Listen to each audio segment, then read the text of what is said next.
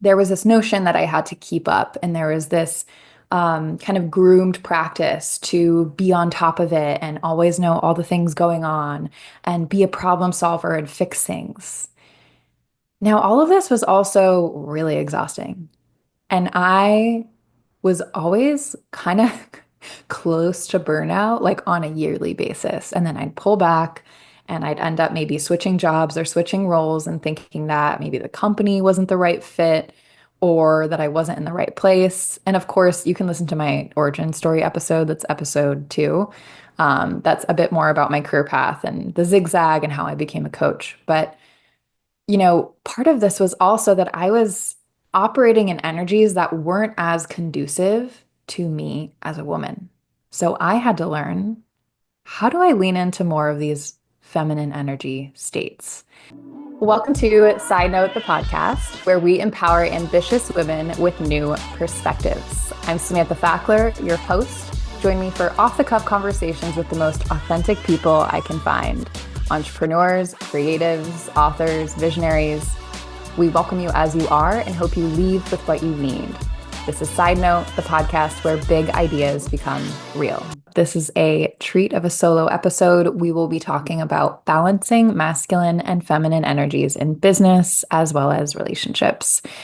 Why are we talking about this? We're talking about how to balance these energies because you can make really small, subtle shifts once you see things through this lens. And those subtle shifts can have massive effects. So, some differences early on in the realm of relationships. I'm going to be talking about how I started to look at this material and make adjustments and how I showed up when I was dating David, my now husband, and how much of a massive experience change this led to. And then I have started multiple companies over time. But when I took this coaching business full time, I actually leaned the opposite way and I leaned more into my feminine because companies I had started before, I operated from more of a masculine energy view. And I'll get into what those are in a moment.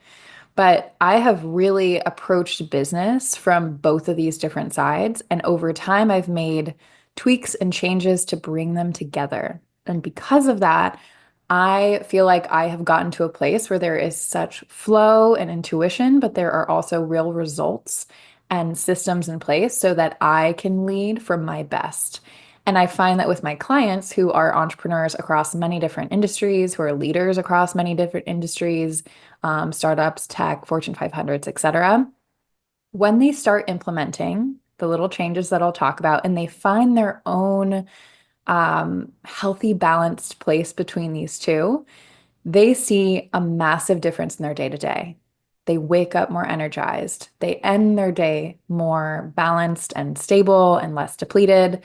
It prevents burnout. It increases motivation and it increases results because we find a true flow. It's like finding a river that runs through your work and really working with it instead of trying to swim upstream half the time. So let's get into the episode. If you're new here, I'm Samantha Fackler. I'm a business coach for entrepreneurs and executives, and I've spent over 12 years in this realm. And while marketing was the bulk of my career until I became a coach, I've worked with companies of all sizes and I've worked with entrepreneurs of all sizes. So I know that the journey when you own a business, when you're leading a business, is a unique one. And this is something I believe, but your energy determines business success. When you are in a healthy, balanced place, that is reflected back in your business. Things flow, there's results, there's sales, there's partnerships, whatever your goal is, it comes closer. Now, masculine and feminine energies. I am not talking about men and women here. Men and women have both of these energies inside of them. It's just the balance of them. So let's step back for a moment and talk about what these energies are, because I think this is really important. So I made lots of notes. If you're on YouTube, you can see it's kind of insanity. I've actually been preparing for this episode for a very long time because this is a topic that I am so passionate about because I've experienced how much of a difference it can make. So when I say masculine and feminine energies, it's kind of like yin yang. Yin energies are softer, receptive, slower. Yang energies are more active, proactive. There's more of a charge to them. Same when you think of a battery, right? There's two different sides to that battery, and that's how that battery finds flow. It's the exact same thing. Same with the sun and the moon. They are two different sides of a system. Same with the breath, the inhale, the exhale. All of these are related. So if you're getting triggered from for some reason about the words masculine and feminine, you can also think of this as yin and yang, or even inhale, exhale, sun, moon, however you want to go about it. We live in a world of polarity, and that's why these things exist. So when I talk about masculine, feminine energies, let's talk about the masculine first. There is a lot here, but some different affirmations of the masculine are I am in control. It's on me. I fix this. It's a lot of warrior type energy, right? It's like that active, it's like that hunter archetype. Um, it's more linear, it's more point A to point B type systems. It's a lot of problem solving, right? This is something that men are so good at. Women are good at it too, but men have this primal drive to solve problems. And, that's a beautiful, wonderful thing. And I'll get to the feminine in a second. Now, the masculine, like the feminine, they have imbalanced and balanced types. So when the masculine energy is in balance, that looks like results. That looks like productivity. That's when you start really seeing these sales come online and these numbers go up, and you're like, oh, we're killing it. We're doing it. This is great. Healthy masculine also looks like boundaries, healthy boundaries, so that, you can do your work, you have your space. It also protects the outside, right? Think of that again, that primal warrior type boundaries, battlegrounds. There's a rise or there's a wall protecting the community. That's the type of imagery that helps us illustrate what these energies feel like and what they look like in business and personal life, relationships, family, etc. When the masculine energy is imbalanced, typically meaning that these types of things are dialed up just a little too high, that looks like burnout. It looks like aggression or hostility, right? It's kind of that unhealthy masculine. Also, in some ways, it can be viewed as toxic masculinity. Okay. But again, it's just finding that balance with this side of the spectrum, with this side of the yang energy. Now, the feminine is one that I had to learn because me personally, I didn't realize that I actually leaned towards the masculine side of energy for a really long time.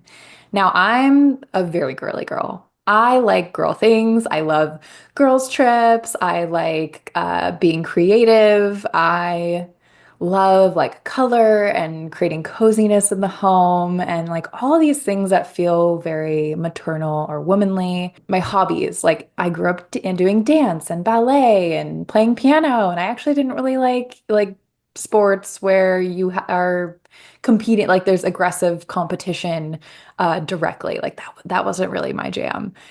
So I was so shocked that a couple years, probably 3, 4 years ago now, I started actually looking at my own energy and tendencies and how I operated. And I saw that I actually skewed on this side of the scale. When it came to work, I was like, let's do this. I have a to-do list, I have systems. I was more of a planner then. I really liked having plans. I found that that brought me a lot of comfort and clarity and safety. And I think a lot of this too was bred in me throughout the process of school and college and working in male dominated environments. There was this notion that I had to keep up, and there was this kind of groomed practice to be on top of it and always know all the things going on and be a problem solver and fix things. Now, all of this was also really exhausting. And I was always kind of close to burnout, like on a yearly basis. And then I'd pull back and I'd end up maybe switching jobs or switching roles and thinking that maybe the company wasn't the right fit or that I wasn't in the right place. And of course, you can listen to my origin story episode. That's episode 2.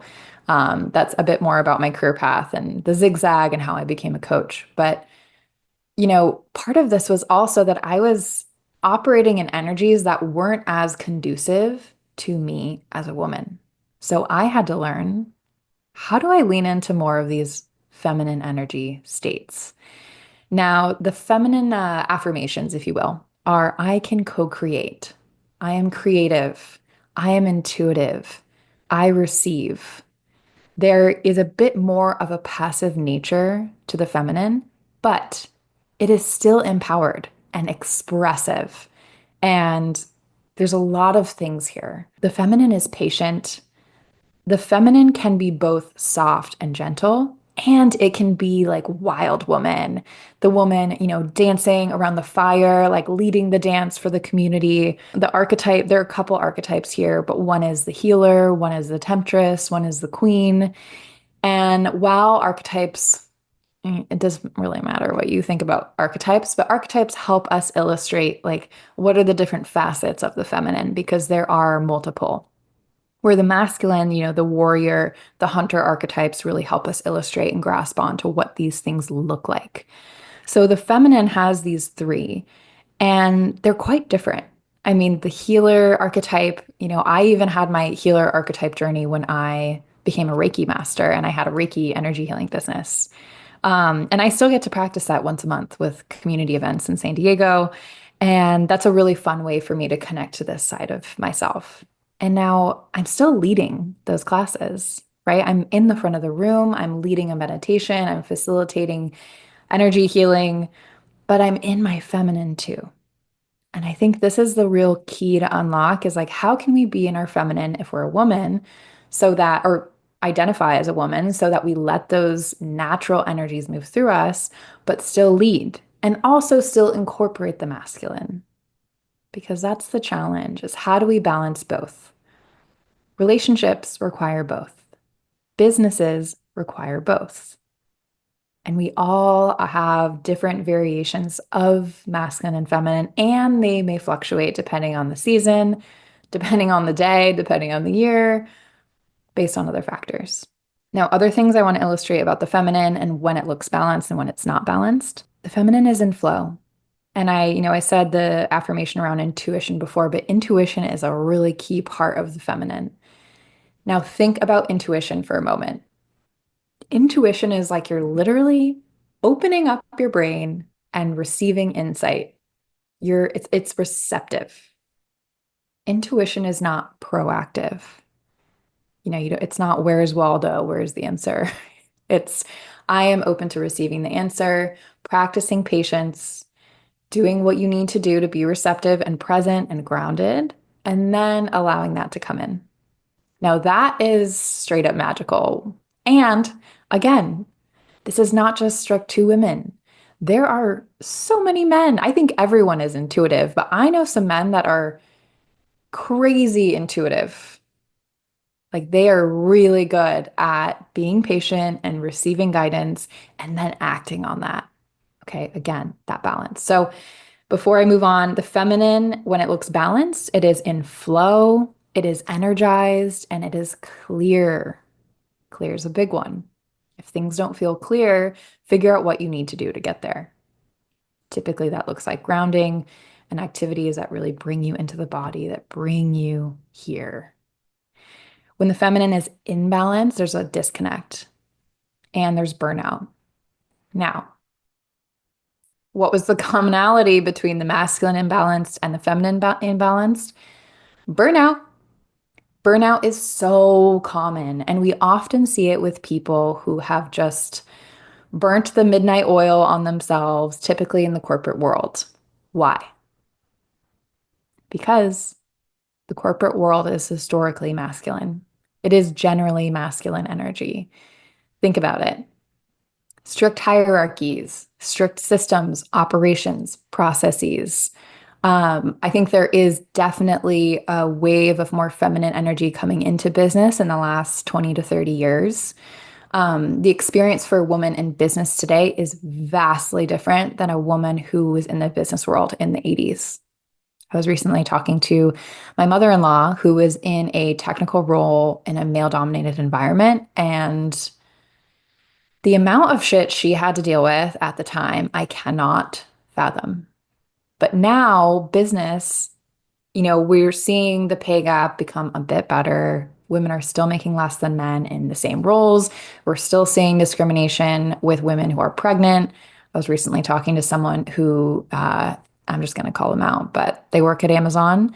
She became pregnant. She was leading a team of 12, it was in the double digits. It's a big team. She became pregnant. And then just before she went on mat leave, they said, we're actually turning you into an individual contributor role. And they basically took her team away.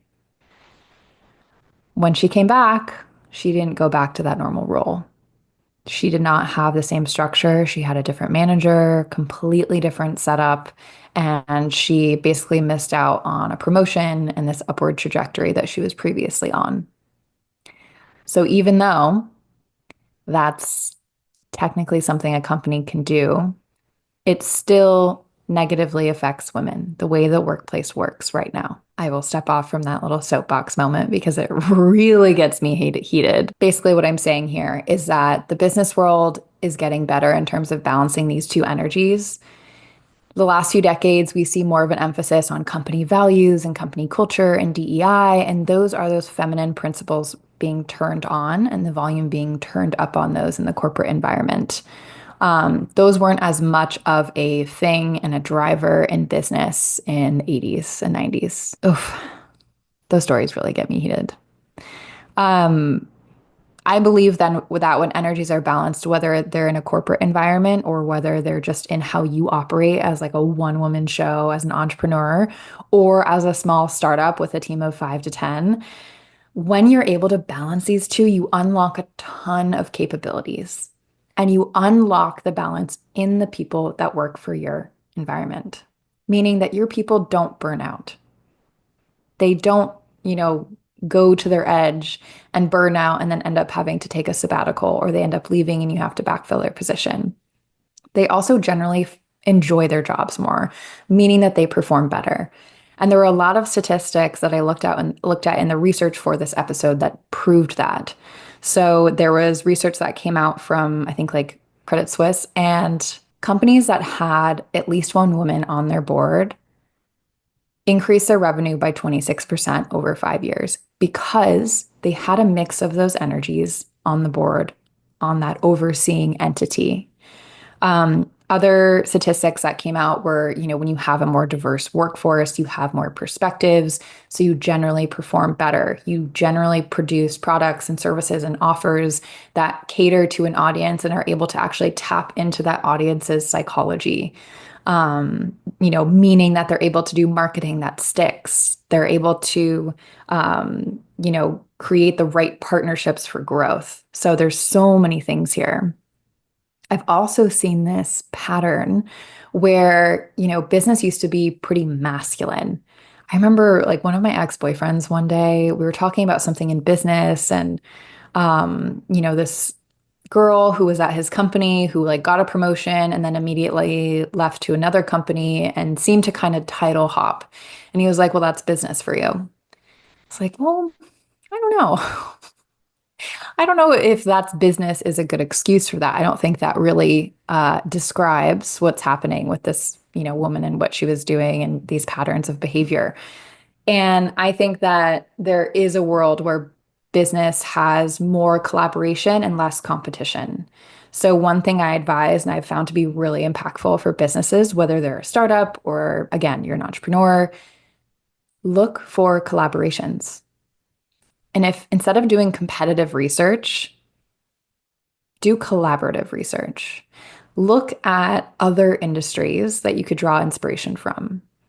So an example of this is Maven is a platform where they have courses and they actually train their instructors in cohorts and they're really intense. They're like 3 to 4 weeks, but then you leave that cohort with a course built, with marketing built, and you're educated. So this does a couple things, right? It increases the supply of courses for their marketplace.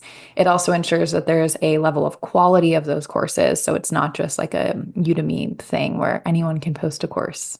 Maven did not do direct competitive research. They did not look at all the other platforms that can also host courses from instructors.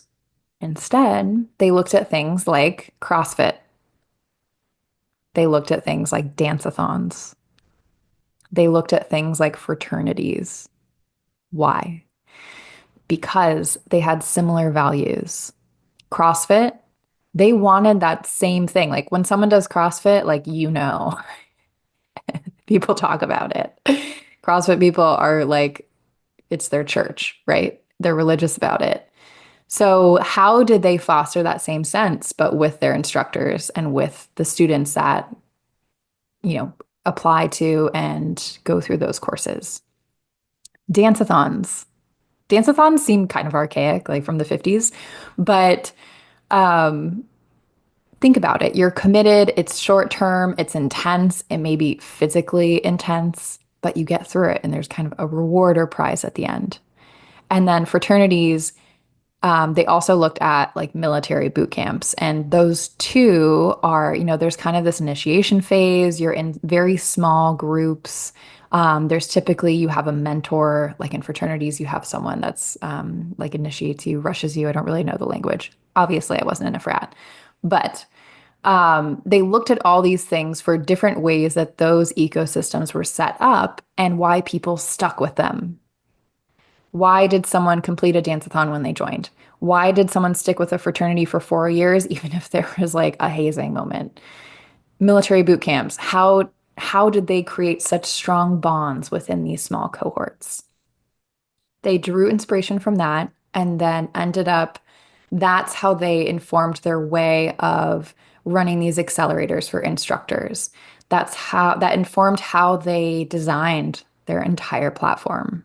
And then that also helped them, inspired them in terms of how they marketed that to future instructors and students.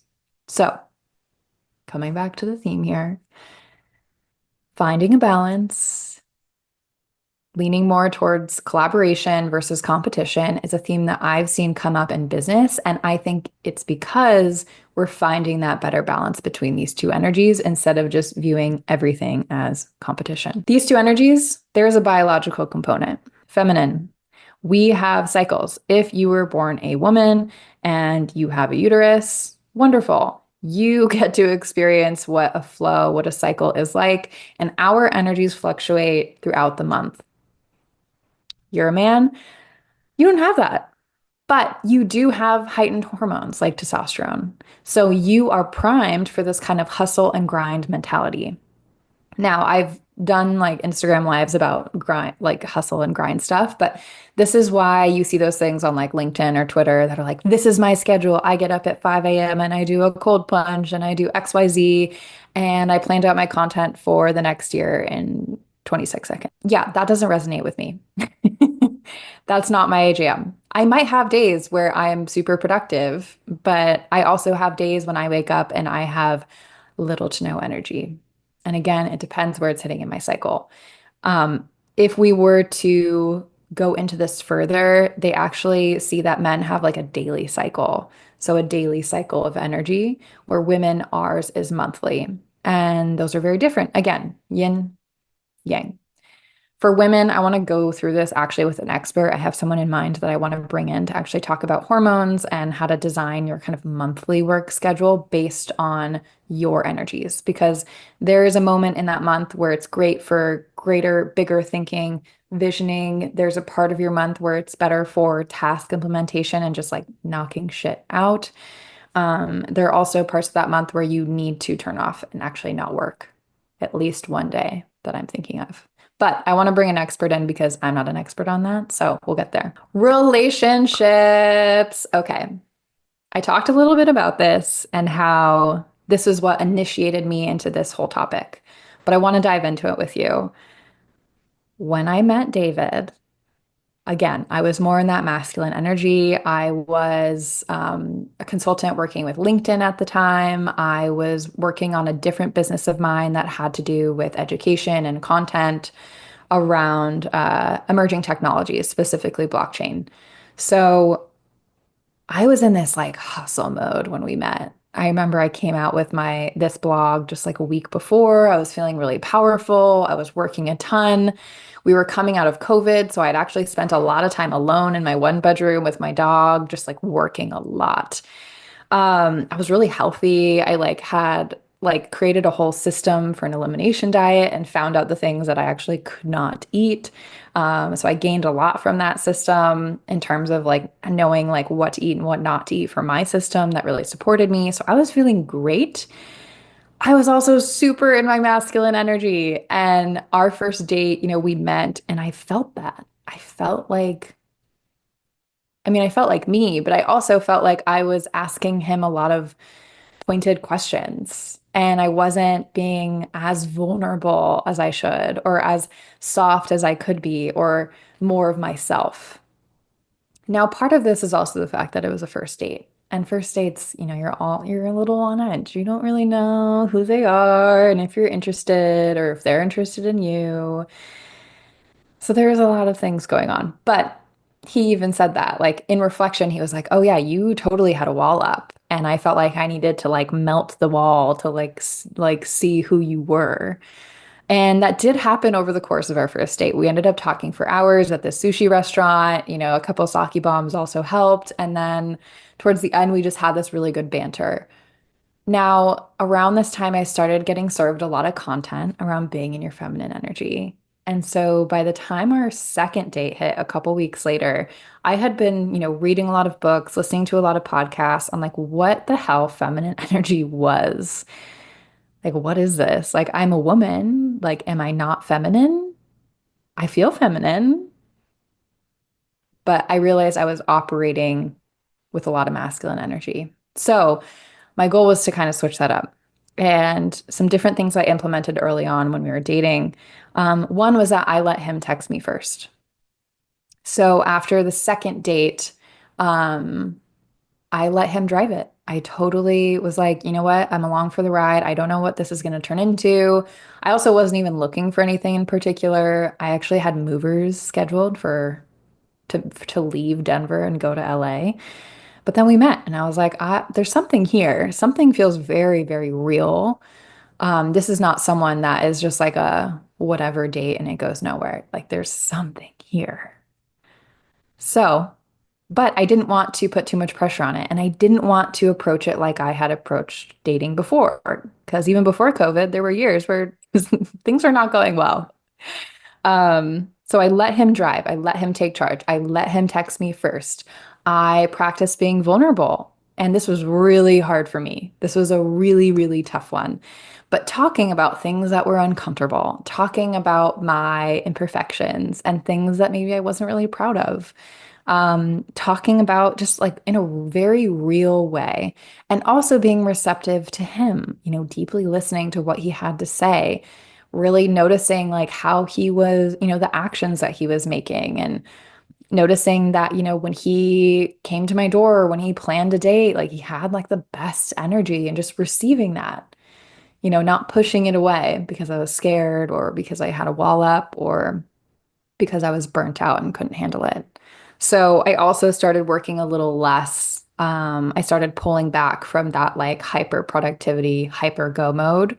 Um, in one way, because I had accomplished a lot already. So like I didn't need the elimination diet system where I was getting like really, I was paying attention to like all the ingredients I was consuming and tracking it. It's like that phase actually completed right before we met. The business I was setting up, like I completed actually like the big bulk of work. So I was also able to feel more of these feminine things when we started dating. What happened? It felt really good. It felt so good to practice these things, even if they felt unfamiliar at first. An example of this is around our third date. I remember I hadn't heard from him for the week. I knew we both had a good time after the second date. He had followed up. But we weren't the type to text every day. And even though we're married and live together, if we go on trips, like that's just not our style. We really like connecting in person. And I practiced patience. There was part of me that really wanted to text him and wanted to be like, hey, I want to see you again. Where's our next date? Where are we going? When are we going on this date? But that would be the more masculine, planning, proactive side. So I practiced kicking back, focusing on my life, focusing on my immediate environment, my friends. And, the weekend rolled around and it was Saturday. Still hadn't heard from him, got a little anxious. And so I decided, you know what, I'm going to just go to the museum with my friend Lee. And we did. And I remember meeting her, and the first thing, one of the things like that came out of my mouth when we were catching up was like, oh, I haven't heard from David. Like, I'm nervous. I don't know if he's gonna reach out. Like, I know he had a good time. I had a good time, but like, I don't know. What if he ghosts me? The usual worries. And then she's like, he's gonna text you. Don't worry about it. Classic, just like girl hype. And so I was like, okay, I'm just gonna come back to my present. Again, practice this feminine stuff of just being really present, really clear, and enjoying this museum trip with my friend Lee. Now museums always inspire me. I always feel so good and creative and connected after viewing art, experiencing art. We're about halfway through the museum. I'm like admiring, they had a Keith Haring exhibit, and I was admiring a piece and just feeling really connected and in flow and feeling that intuitive channel kind of turn on. And then I felt this kind of message come in that was like, check your phone. And then I looked at my phone, and sure enough, he had just texted me and he was like, hey, I'd love to see you again. Are you up for a martini night tomorrow, say 7 o'clock at this bar, that we had talked about? I was so stoked for many reasons. One, I was stoked because he texted me. Two, I was really happy that he had a plan and he was like, do you want to do this thing? And he thought about where and when, and he directly let me know. That was so refreshing. Three, I was also really proud of myself for being patient, for allowing myself to soften, for allowing myself to focus on the things that really fed my soul, like art and museums, and how that allowed him to come to me and him to drive. Because in retrospect, fast forward many, many months and years later, that was something that David loved, was that he got to drive it at his own pace. I didn't scare him off by texting him every week, being like, I need to know the plan. When are we hanging next and what are we doing? Allowing him to drive, me allowing to rest into my feminine was a great balance for us. Now, every relationship's different. You might have, if it's a heterosexual relationship, you might have a woman who has more of that masculine energy and likes that. And she might be a great fit for a guy who has more of the feminine energy and he wants to be led and she wants to lead it. So this is not just, you know, heterosexual relationships in this case. Like it can look like so many different ways. Same with some same-sex relationships. There's a total different balance, and that might fluctuate between you two over time. It's going to look different for everyone. But again, just check in with yourself. How do I operate? Look at your behaviors and activities, and that will show you. It's not just how you feel, because I feel very feminine and I feel very connected to my womanhood. But when I looked at my activities and behaviors in the past, I was able to see that I needed to bring in a little bit more of a balance. And then that's how it affected my relationship with David. When it comes to business and these energies, it's not just our approach to business, like our vibe. It has to do with sales, for instance. There are hard sales, there are soft sales. So sales can be feminine or masculine. A hard sell is like, I have this offer, buy this offer now. A soft sale, it might be like a story that talks about something, and then you hint that something is available or that something is coming. Again, that temptress, that like tease that you see in a lot of marketing. So we're talking about sales and business, but again, it's a spectrum. Product and marketing ideation. So this is like you have something coming out, or you want to refresh things, you want to bring in a new market, you want to attract more people. There's a spectrum. On one side, the masculine side, you could analyze, you could brainstorm, you could write down, go for quantity, do a whole structured activity where you're talking about all the different strategies you could implement to gain more of an audience or clients or brainstorm what that next product is or that next feature. The more feminine side would be the more intuitive approach to that. So that would be it's Wednesday. I have no meetings.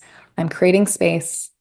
I might go to the beach or the park and I'm going to journal and I'm just going to be open to receiving the idea of what's next. Now, I've done both of these and they're both awesome for different reasons.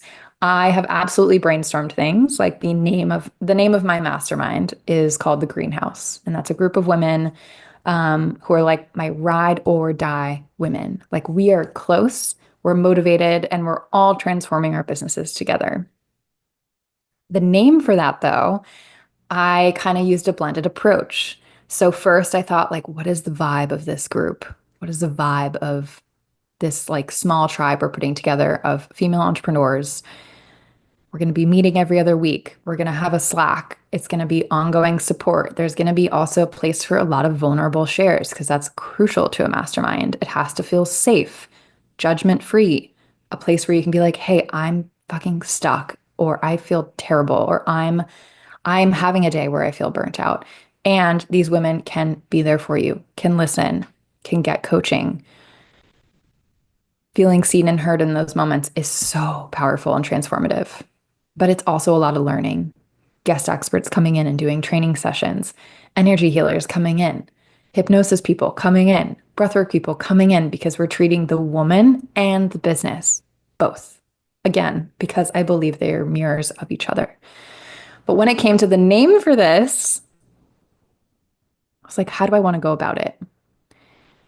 In the past, when it came to names for products of mine, I would take a bath and I would just be like, I'm open to it. And it would typically drop in when I was in the bath.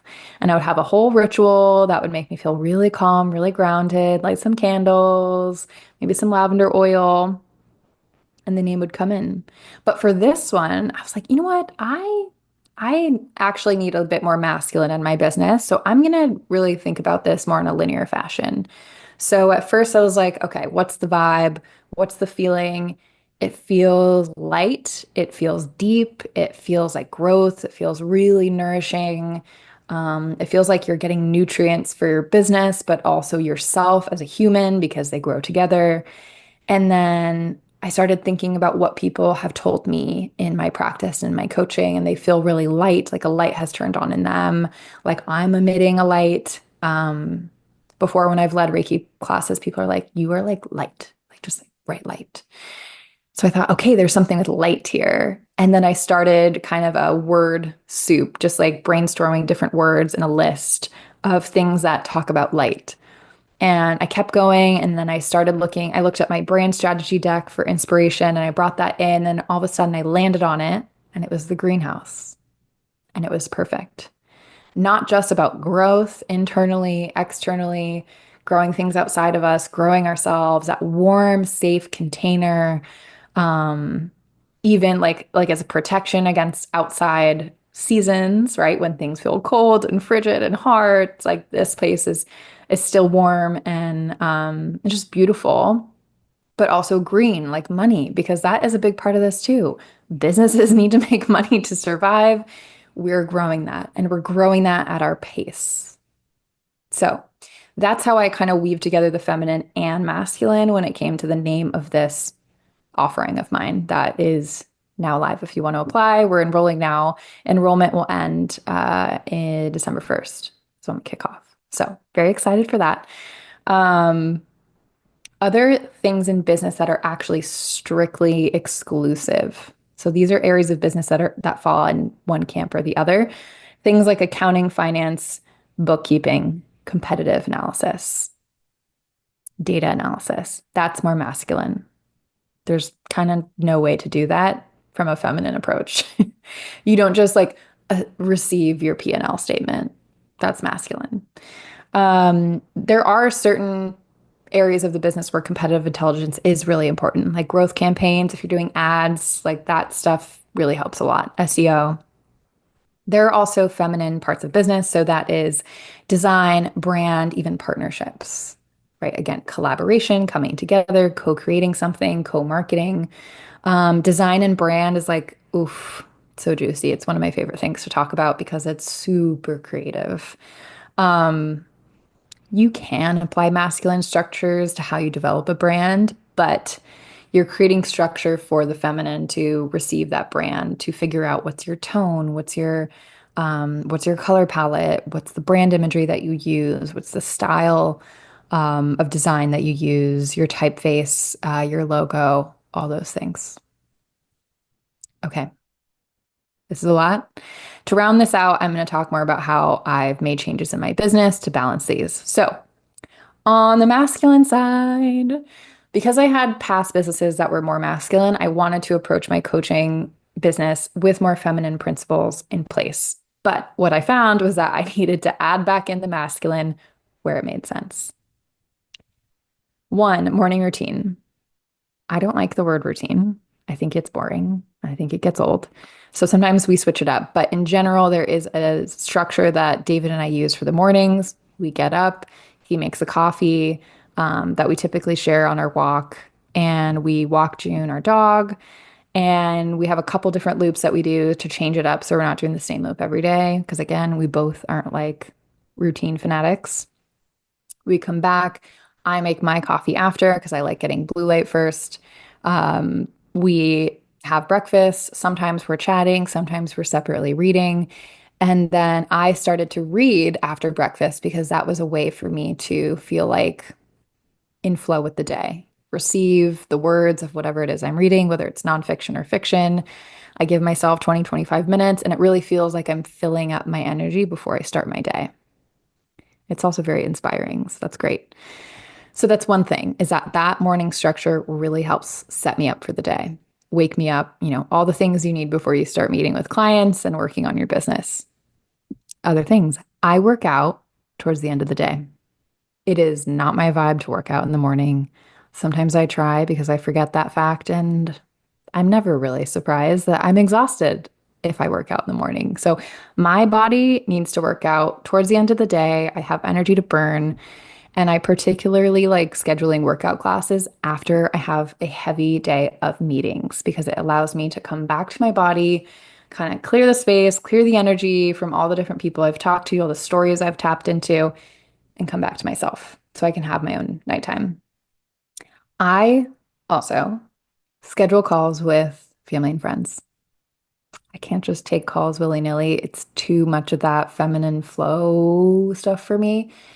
I need to know when I'm talking to someone because otherwise I'll end up talking to them on the car or in the car or like in between tasks and then I won't be focused. So, in order to show up as a friend, as a sister, as a daughter, I need those things scheduled.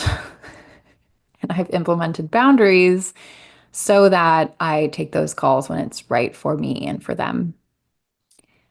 I also track my rhythms, meaning I check in with my own energy throughout the day to see, okay, what makes sense for me to do next. And I'm really big on separating context. So I might have one or two coaching calls. I could dive into some marketing advisory work. So this is where I'm actually like working on a document for a client. Maybe it's marketing strategy or weighing in on how they want to grow their organization. I need a break between those two in order to catch my rhythm again and refresh and then go into that with clear energy. Context switching is exhausting for me. So that's something that's come out of that. Let's see. What other masculine things have I implemented? Ooh, this is good. I started doing a three things to-do list. So I have a backlog of like a million things I need to do for my business, for clients, whatever. But I put three things on my list for the day so that I can focus. And that structure has helped me a ton because that means I'm setting realistic expectations. I end up doing at least two out of the three, and it's amazing. Highly recommend. Another masculine thing I've implemented is that I need to hard sell more. And I needed to hire people. So I am delegating. Now, delegating can be a bit feminine too, but I brought someone on who has more of that masculine energy. And she immediately was like, "You're not hard selling like at all. Like people don't even know probably how to work with you because they're just consuming your content." So I'm implementing that more because again, I'm a business. I need to make money, and that means working with aligned clients and forming these really beautiful relationships. And sometimes I forget the masculine side because I'm like, "Oh, this is so beautiful and fun and cool." But yeah, I need to sell too in order to find those people, connect with those people, and actually form these things in the first place. I talked about creativity, intuition, knowing when I need some silence and space, whether to recharge and ground or to tap into my intuition in terms of figuring things out. What else do we have here? I've realized through this process, I need a lot of rest. Rest is a big one. I think it's also being in my early mid 30s. Rest is becoming more important. And the more I rest, the more I can work the next day. So recently I had a couple of weeks where I just felt exhausted. And I think it was coming back after the honeymoon and wedding and all the wedding adrenaline and stuff that happened. It's like my body really needed to rest. And I kept waking up tired. And I was like, why do I need to rest still? Am I burnt out? This is crazy. There's no way I can be burnt out. Like I've done so much work to prevent that. But it was really just that I needed rest. And then sure enough, when I gave myself some days of true rest, not scrolling, not binge watching TV, but actually resting, I then woke up with so much energy and I became so productive after that. So it's finding those rhythms, figuring out when you need to rest, when you need to take silence, and when you need to like go and turn the green light on and do things in your business that drive it forward, that make you money, that bring clients in, that grow your audience, because that's what it's for. Okay. The TLDR of this is the feminine, practice letting go of control. The masculine, build structure, get after it. Finding a balance between those two is going to help you in so many ways.